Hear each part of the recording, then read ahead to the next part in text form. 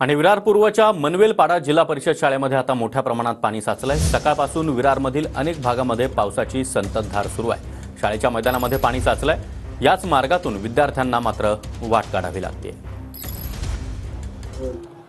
वसई विरार नालासोपाऱ्यामध्ये एक रात्रीपासून धुवाधार पावसाने हजेरी लावलेली आहे आणि या पावसामुळे पूर्ण परिसरामध्ये पाणीच पाणी झालेलं आहे। मी आता विरार पूर्वेच्या मनवेलपाडा तलावाच्या जिल्हा परिषद शाळेच्या समोर उभा आहे। आपण जर बघितलं तर जिल्हा परिषद शाळेच्या प्रांगणामध्ये पूर्णपणे पाणी झालेलं आहे। जवळपास फुटभर पाणी या प्रांगणामध्ये साचलेलं आहे। आपण जर बघितलं तर या ठिकाणी जवळपास 500च्या वर जे जिल्हा परिषदेचे विद्यार्थी जे आहेत हे लहान लहान विद्यार्थी या ठिकाणी शिक्षण घेतात आणि या इमारतीमध्ये जर बघितलं तर पूर्ण पाणी साचलेलं आहे। जिल्हा परिषद शाळेमध्ये ज्या ठिकाणी सर्वसामान्यांची मुलं शिकतात अशा शाळेमध्ये मात्र ही दुरावस्था पाहायला मिळत आहे आणि अक्षरशः शाळेमध्ये साचलेल्या पाण्यामध्ये सुद्धा वर्गखोल्या या ठिकाणी भरल्या असताना आपल्याला पाहायला मिळत आहे। विजय गायकवाड, TV9 मराठी, विरार।